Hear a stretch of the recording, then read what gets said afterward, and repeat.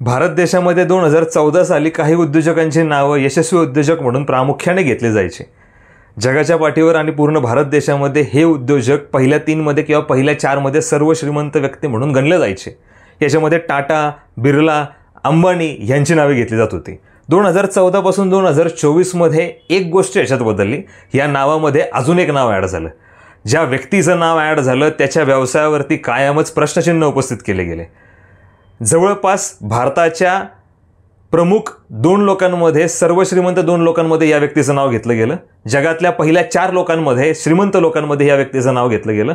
यांच्या उद्योग समूहावरती अमेरिकेतील हिंडनबर्ग या संस्थेने एक रिपोर्ट प्रदर्शित केला आणि या संस्थेमध्ये आर्थिक देवाणघेवाण आणि आर्थिक फसवणुकीचे दावे त्यामध्ये केले गेले जानेवारी 2023 मध्ये।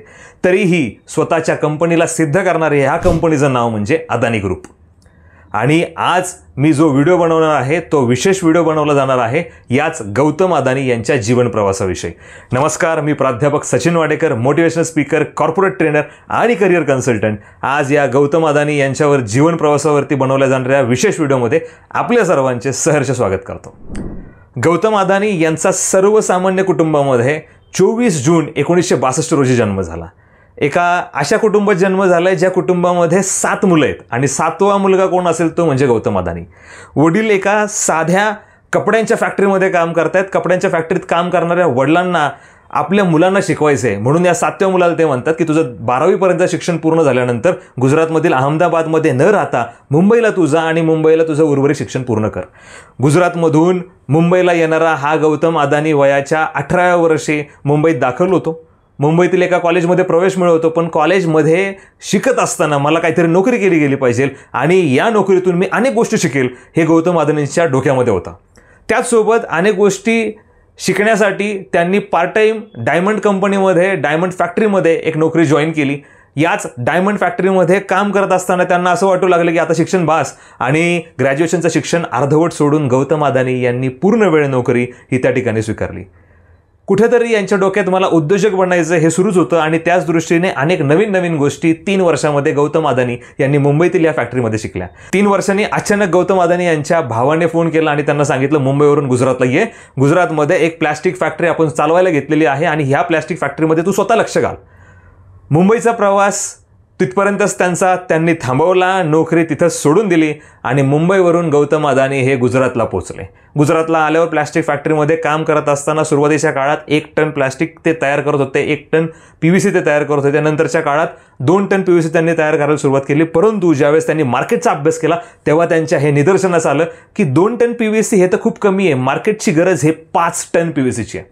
आणि याच गरजेला ओळखून त्यांनी एक दिवस सप्लायरची भेट घेतली आणि त्याला सांगितलं आम्हाला PVC तयार करण्यासाठी जे रॉ मटेरियल लागतं हे 5 टनाची आवश्यकता आहे, तू तेवढा सप्लाय दे। परंतु सप्लायरने त्यांचा अपमान करून त्याला सांगितलं की मी देऊ शकत नाही। हा अपमान झाल्यावर सुद्धा 2 टनच काम करत राहू आणि 2 टनच तयार करून मार्केटमध्ये देऊ हा विचार डोक्यात न ठेवता आपण 5 टन आपल्या फॅक्टरीमध्ये तयार करू शकतो, ही आपल्या फॅक्टरीची कॅपॅसिटी वाढू शकतो, हा विचार घेऊन त्यांनी भारतातील जे लोक त्या सप्लायरला माल सप्लाय करतात त्यांना शोधण्यास सुरुवात केली। आणि ही जी शोध मोहीम होती याच्यामध्ये त्यांना जय आणि जतीन हे दिल्लीमधील 2 लोक मिळाले जे पूर्णपणे त्यांना सप्लाय करण्याचं काम करत होते सप्लायरला, आणि तो सप्लायर गौतम अदानी यांच्या कंपनींना प्लास्टिकचा रॉ मटेरियल पुरवत होता। जय आणि जतीन यांना भेटल्यानंतर त्यांच्याकडून 20 टन माल घेणं हे गौतम अदानी यांना शक्य होतं। परंतु 20 टन माल न घेता जय आणि जतीन, बघा गौतम अदानी यांची बुद्धिमत्ता काय दर्जाची आहे, व्यावसायिक दृष्टिकोन किती महत्त्वाचा त्यांच्या डोक्यामध्ये आहे। जय आणि जतीन यांच्याकडून माल न घेता भारतामध्ये जय आणि जतीन याला कुठल्या दुसऱ्या देशातून माल येतोय याचा प्रयत्न जाणून घेण्याचा प्रयत्न त्यांनी केला आणि एक कोरियन डिस्ट्रीब्युटरपर्यंत ते पोचले। जय आणि जतीन यांना झालेली ओळख, त्यांचं नंतर मैत्रीमध्ये झालेलं रूपांतर आणि त्यांच्या माध्यमातूनच कोरियन डिस्ट्रीब्युटरपर्यंत ते पोचले। कोरियन डिस्ट्रीब्युटरला त्यांनी सांगितलं की माझी गुजरातमध्ये कंपनी आहे, 5 टन मला रॉ मटेरियल हवं आहे। परंतु तो कोरियन डिस्ट्रीब्युटर म्हटला 5 टन नाही, 20 टन नाही, माझ्याकडून तुला 200 टन रॉ मटेरियल घ्यावं लागेल तरच मी तुला हे रॉ मटेरियल देऊ शकतो। मुळात इम्पोर्ट कधी न केलेले गौतम अदानी यांनी निश्चय केला की 200 टन तर 200 टन आपण 200 टन माल घेऊ, रॉ मटेरियल त्याच्यावर प्रोसेस करू आणि भारतातल्या विविध कंपन्यांना हे रॉ मटेरियल देण्यासाठी प्रयत्न करूयात। 1985 साली राजीव गांधी यांनी एक नवीन इम्पोर्ट एक्सपोर्टची पॉलिसी आणली ज्या अंतर्गत जेवढा माल इम्पोर्ट केला जाईल तेवढ्याच रुपयाचा माल जर एक्सपोर्ट केला गेला तर यावर कोणत्याही प्रकारचा कर हा भारत सरकारकडून लागणार नाही, अशी स्पष्ट सूचना ही सर्व उद्योजकांना देण्यात आली. आणि मग गौतम अदानी विचारात पडले, मी जे इम्पोर्ट करतोय ते तर मी एक्सपोर्ट करत नाही, ते फक्त भारतापुरतंच मर्यादित आहे. मग मला एक असा व्यक्ती शोधला पाहिजे जो एक्सपोर्ट करतोय. गुजरातमधील अशाच एका उद्योजकाला त्यांनी शोधलं जो गुजरात सरकारसाठी एक्सपोर्ट करण्याचं काम करत होता. आणि त्या उद्योजकाला गौतम अदानी यांनी सांगितलं की मी इम्पोर्ट करतोय, मला टॅक्स भरावा लागतोय, तू एक्सपोर्ट करतोय, तुला टॅक्स भरावा लागतोय. आपण एक काम करूयात, मी इम्पोर्ट केलेलं दाखवेल, आपण दोघं पार्टनरशिप करूयात, तू एक्सपोर्ट केलेलं दाखव आणि ह्याच्यासाठी मी तुला स्पेसिफिक कमिशन देईल. त्यावर तो उद्योजक म्हणलं की 2% कमिशन मला देणार, ह्या 2% माझं काही होऊ शकत नाही. तुला जर करायचं असेल तर 2000 टन माल घेऊन ये आणि 2000 टन माल घेऊन ये प्लास्टिकचा, त्याच्यावरती 2% दे, तर मी तुझ्याबरोबर हा व्यवहार करू शकतो. आणि फायनली गौतम अदानी हे त्यालाही तयार झाले. तुम्हाला याच्यामध्ये प्रामुख्याने हे दिसेल की 2 टन फॅक्टरीमध्ये माल तयार करणारे गौतम अदानी यांच्या कंपनीने 2000 टन माल इम्पोर्ट केला आहे. हा 2000 टन माल इम्पोर्ट केल्यानंतर ते त्यावरच थांबले नाही, तर भारतातील तत्कालीन नामांकित कंपन्या प्रिन्स पाईप असेल, फिनोलेक्स पाईप असेल, सुप्रीम पाईप असेल, यांना हा रॉ मटेरियल त्यांनी पुरवण्यास सुरुवात केली. 1991 साली LPG पॉलिसी लॉन्च झाल्यानंतर लिबरलायझेशन, प्रायव्हेटायझेशन आणि ग्लोबलायझेशन हे प्रामुख्याने ज्यावेळेस पॉलिसी लॉन्च झाली, ग्लोबल लेवलवरती व्यापार करण्याची मुभा मिळाली, भारत सरकारच्या अनेक प्रोजेक्टसाठी प्रायव्हेटायझेशन झालं, त्याच वेळेस गौतम अदानी यांची नजर ही मुंद्रा पोर्टवरती गेली. भारतामध्ये होणारा इम्पोर्ट आणि एक्सपोर्टच्या व्यापारातला 90% इम्पोर्ट आणि एक्सपोर्ट केला जाणारा व्यापार, 90% व्यापार हा समुद्रमार्गे होतो. भारताच्या बंदरांवरती हा समुद्रमार्गे होणारा इम्पोर्ट एक्सपोर्टचा व्यापार चालतो. त्याच्यामुळे भारतातील सर्व बंदरांना अनन्यसाधारण महत्त्व आहे हे गौतम अदानी यांना कळून चुकलं आणि गौतम अदानी यांनी एखादं बंदर हे अदानी ग्रुपकडे घ्यावं याचा विचार करून मुंद्रा हे बंदर भारत सरकारकडून घेतलं. त्याच काळामध्ये मुंद्रा बंदर घेतल्यानंतर त्यासाठी लागणारे तिथे जे काही कंपनी उभी करायची यासाठी त्यांना जमीन लागत होती आणि मग त्यांनी एका सरकारी अधिकाऱ्यांच्या ग्रुपला त्यांनी एक प्रस्ताव दिला. या प्रस्तावात त्यांनी स्पष्टपणे नमूद केलं, मला अशी जमीन हवी आहे ज्या जमिनीवरती कोणत्याही प्रकारचं पीक येत नाही, ती जमीन पूर्णपणे नापीक आहे, कुठलाही शेतकरी त्याच्यावरती शेती करत नाही, अशी जमीन मला द्या. याचा फायदा असा होईल, मी शेतकऱ्यांना पैसे देईल, जमिनीचे पैसे मी तुम्हाला गव्हर्नमेंटला देईल आणि सगळ्यात महत्त्वाचं, या जमिनीवरती बंदराजवळ, पोर्टजवळ असणाऱ्या जमिनीवर मी जो काही व्यापार करेल त्याचा टॅक्स मी गुजरात सरकारला देईल. आणि गुजरात सरकार या 3 गोष्टींचा विचार करता तयार झाले. तिथल्या शेतकऱ्यांना त्याचे पैसे दिले गेले, तिथल्या लोकांना त्याची एम्प्लॉयमेंट दिली गेली, जॉब दिले गेले तिथं कंपनी सुरू झाल्यानंतर, आणि त्याचबरोबर गुजरात सरकारला प्रचंड मोठ्या प्रमाणामध्ये टॅक्स मिळाला. आणि एका मुंद्रा बंदरापासून केलेली सुरुवात आजच्या घडीला भारत देशामध्ये जवळपास अदानी ग्रुपचे हा व्हिडिओ बनवेसपर्यंत 13 पोर्ट आहेत अदानी ग्रुपच्या नावावरती. फक्त पोर्ट घेऊन ते थांबलेलं नाही, कदाचित पोर्ट हा शब्द अदानींना प्रचंड जास्त आवडतो, त्याच्यामुळे पोर्ट घेतल्यानंतर एअरपोर्टचा सुद्धा त्यांनी विचार केला आणि जवळपास आज पूर्ण भारतामध्ये अदानी यांच्याकडे 8 एअरपोर्ट आहेत, त्याच्यामध्ये मुंबई एअरपोर्टचा पण समावेश आहे. म्हणजे सर्वसमावेशक जर विचार करण्याची शक्ती असेल तर व्यवसाय कुठं जाऊ शकतो. जो व्यक्ती ग्रॅज्युएट देखील नाही आहे अशा व्यक्तीने सुरू केलेला हा प्रचंड मोठ्या प्रमाणात विस्तारलेला व्यवसाय.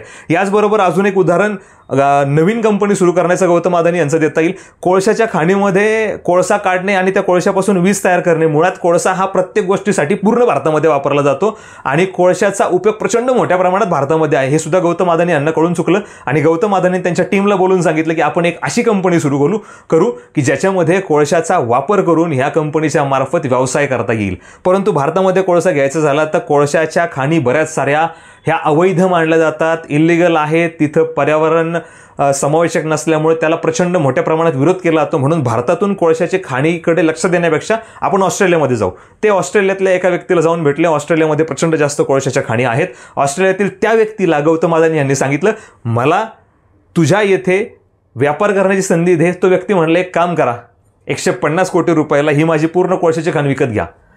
गौतम अदानी एक गुजराती व्यक्ती आणि गुजराती व्यक्ती किती उत्तम व्यवसाय करतो याचंच हे उदाहरण. त्यांनी ती खाण विकत न घेता त्यांनी त्या खाणीमध्ये 50% पार्टनरशिप मागितली आणि याचाच फायदा असा झाला, 150 कोटीचा व्यवहार त्यांनी फक्त 50 कोटीमध्ये केला आणि त्याला सांगितलं की इथल्या ज्या सरकारी परमिशन असतील त्या तू काढ, इथला कोळसा मी घेईल, त्याचे 50% प्रॉफिट तुला मिळत राहील, राहिलेलं 50% प्रॉफिट मला मिळत राहील, सोबत आपण हा कोळसा बाकीच्यांना पण देऊ. आणि अशा पद्धतीने कोळशाचा व्यवसाय वाढत गेला. आजच्या घडीला अदानी ग्रुप यांच्या इंडोनेशियामध्ये, ऑस्ट्रेलियामध्ये आणि इंडियामध्ये अशा अनेक ठिकाणी जवळपास 25 ते 30 कोळशाच्या खाणींमध्ये प्रकल्प सुरू आहेत आणि कोळशाच्या माध्यमातून अनेक साऱ्या गोष्टी ते करतायत. हाच कोळसा घेतल्यानंतर अदानी यांच्या डोक्यात अजून एक उपयुक्त आयडिया आली की कोळशापासून सगळं जग वीज बनवतंय, तर माझ्याकडे तर माझ्याच घरातला कोळसा आहे, मग मी का वीज बनवू नये. आणि त्यानंतर अदानी इलेक्ट्रिसिटी त्यांनी सुरू केली.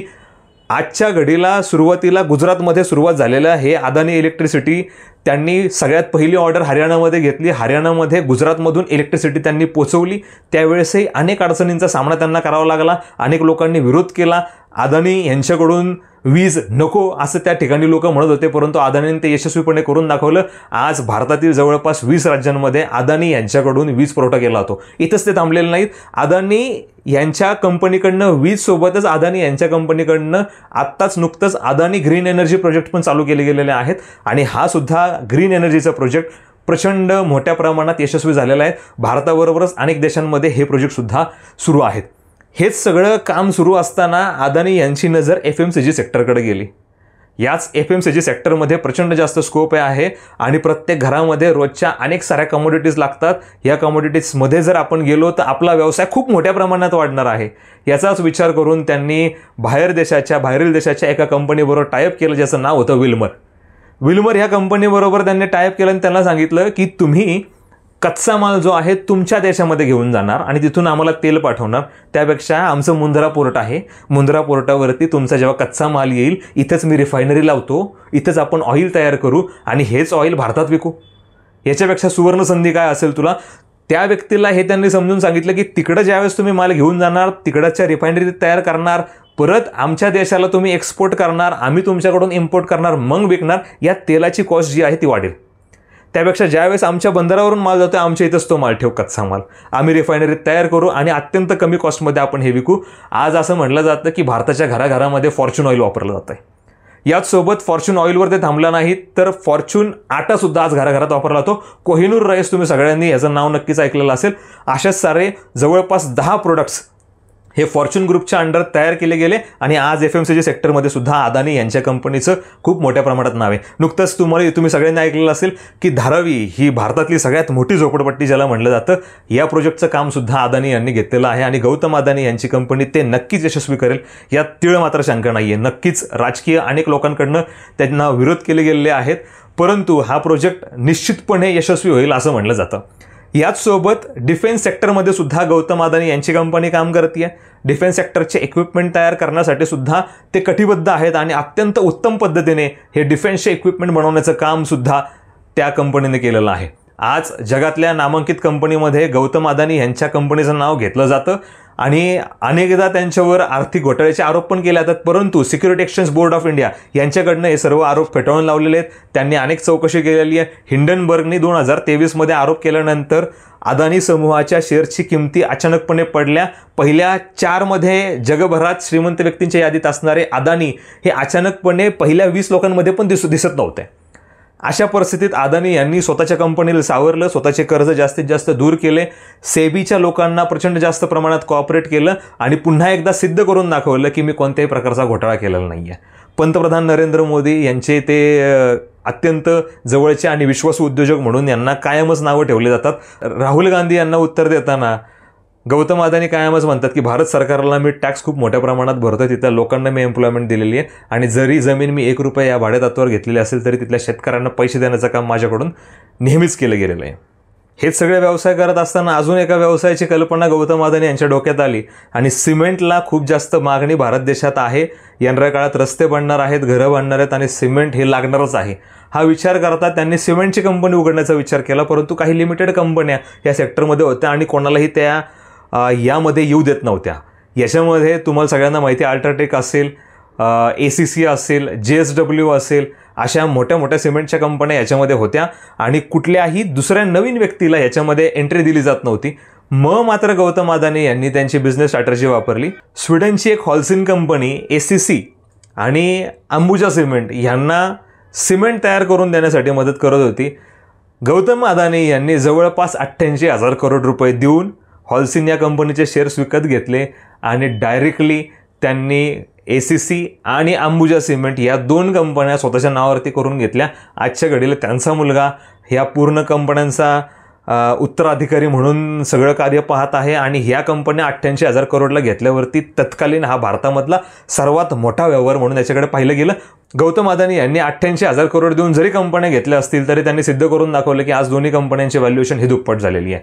अशाच अनेक व्यवसायांमध्ये ते सक्रिय झाले आणि पुढे जाऊन अत्यंत उत्तम पद्धतीने त्यांनी सर्व व्यवसाय पूर्णत्वाला नेले. याबरोबरच अजून एका व्यवसायात ते प्रामुख्याने शिरले, जे तुम्हाला माहिती असेल, LPG आणि CNG हा गॅसचा व्यवसाय भारतामध्ये खूप ट्रेंडिंग आहे आणि LPG आणि CNGसाठी सुद्धा गौतम अदानी यांची कंपनी काम करते आहे. गौतम अदानी यांची अदानी युनिव्हर्सिटीसुद्धा आजच्या घडीला भारतामध्ये प्रसिद्ध आहे. अमेरिकेतल्या अनेक संस्थांकडनं गौतम अदानी यांच्यावरती आर्थिक फेरफारीचे आत्ता नुकते सुद्धा काही आरोप झाले, पण मला नाही वाटत की याच्यामध्ये काही तथ्य निघेल. अत्यंत गरिबीतून, शून्यातून विश्व उभं करणाऱ्या आणि एवढं मोठं अदानींचं एम्पायर उभं करणाऱ्या गौतम अदानी यांना मी खरंच सलाम करतो आणि अशाच पद्धतीने ह्यांची प्रगती होत राहील. या व्हिडिओमधून तुम्हाला काय शिकायला मिळालं हे नक्की मला कमेंट बॉक्समध्ये कळवा. हा जर व्हिडिओ आवडला असेल तर पुढचा व्हिडिओ तुम्हाला कोणत्या पर्सनॅलिटीवरती हवा आहे, कोणाचं जीवन प्रवास तुम्हाला ऐकायला आवडेल हे नक्की कळवा. मी इथेच थांबतो. पुन्हा एकदा हा व्हिडिओ पूर्ण पाहिल्याबद्दल आपले मनापासून धन्यवाद. जय हिंद, जय भारत.